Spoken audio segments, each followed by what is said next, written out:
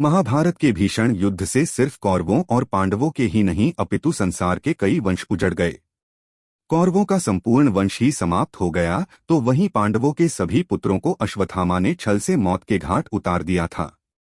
किंतु इन सब के अलावा भी एक वंश था जो महाभारत के युद्ध से तो नहीं परंतु उसके बाद कई कारणों से खत्म हो गया। वह वंश था स्वयं परमब्रह्म श्री कृष्ण और बलराम जी का यदुवंश। लेकिन यह हुआ कैसे, आइए जानते हैं इस महान वंश के विनाश की गाथा। महाभारत का युद्ध समाप्त होने के पश्चात हस्तिनापुर में युधिष्ठिर को गद्दी पर बैठाया जा रहा था। उसी समय वहां पर अपने 100 पुत्रों की मृत्यु का विलाप करते हुए माता गांधारी पहुंची।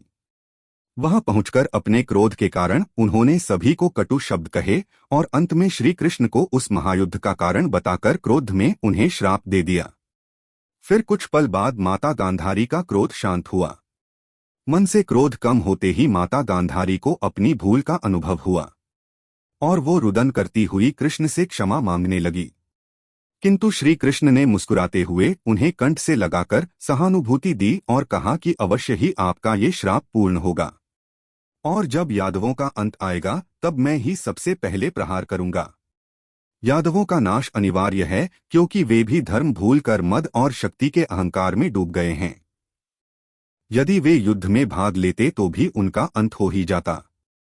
अथी माता आप अपने आप को दोष ना दें क्योंकि ये ईश्वर की योजना है। फिर महाभारत युद्ध की समाप्ति के बाद श्री कृष्ण 36 वर्ष तक द्वारका में राज्य करते रहे। उनके सुशासन में भोज, वृष्णि, अंधक आदि यादव राजकुमार असीम सुख भोग रहे थे। अधिक भोगविलास के कारण उनका संयम और शील जाता रहा। इन्हीं दिनों कुछ तपस्वी ऋषिमुनि द्वारका पधारे। कृष्ण का पुत्र सांब अत्यंत चंचल स्वभाव का था। अपनी मस्ती में मस्त सांब और अन्य यादवगण उन महात्माओं का मजाक उड़ाने के लिए उनके पास आए। सांब स्त्री की वेशभूषा में था और अपने पेट में एक मूसल छुपा के गर्भवती होने का नाटक कर रहा था।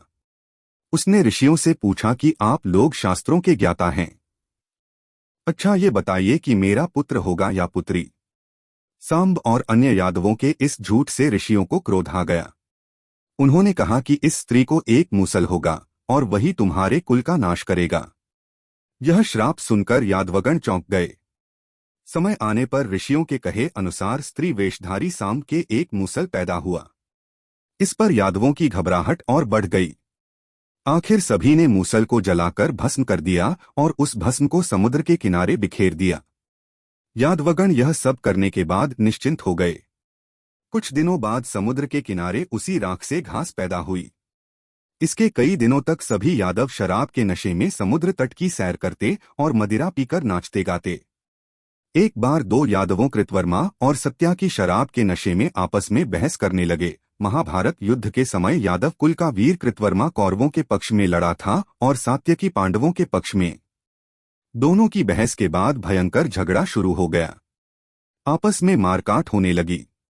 इस बीच सत्याकी ने तलवार के एक वार से कृतवर्मा का सिर शरीर से अलग कर दिया। इससे कृतवर्मा के पक्ष वाले क्रोधित हो गए और उन्होंने सात्यकी पर हमला कर दिया और सात्यकी भी मारा गया। सात्यकी की मृत्यु से कृष्ण क्रोधित हो गए। उन्होंने समुद्र के किनारे उस मूसल की राख से उगी घास का एक तिनका तोड़ा और ऋषियों के श्राप के प्रभाव से वो एक मूसल बन गया। उन्हें देखकर अन्य लोगों ने भी एक एक करके उस घास के तिनके तोड़ने शुरू कर दिए और इस तरह सभी आपस में मूसल से युद्ध करने लगे। देखते ही देखते वहां रक्त की धाराएं बहने लगी और समूल यादव वंश का विनाश हो गया। अंत में वहां केवल कृष्ण और बलराम जीवित बचे। इतना रक्तपात देखकर शेषनाग के अवतार बलराम ने समुद्र में समाधि ले ली और बैकुंठ धाम को चले गए। उसके बाद श्री कृष्ण जी वन में चले गए और घूमते घूमते वे एक पेड़ के नीचे आंखें बंद करके लेट गए। तभी वहां से एक बहेलिया गुजर रहा था।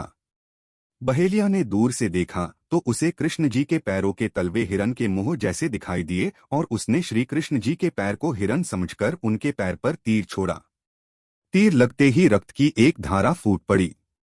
जब बहेलिया कृष्ण जी के पास पहुंचा तब उसने देखा कि उसने गलती से श्री कृष्ण पर तीर छोड़ दिया है तो वह बार बार कृष्ण जी से क्षमा मांगने लगा। कृष्ण जी ने उससे कहा कि मुझसे क्षमा मत मांगो, तुमने बस अपना कर्म किया है। इस तरह हुआ श्री कृष्ण के यदुवंशी वंश का अंत हुआ।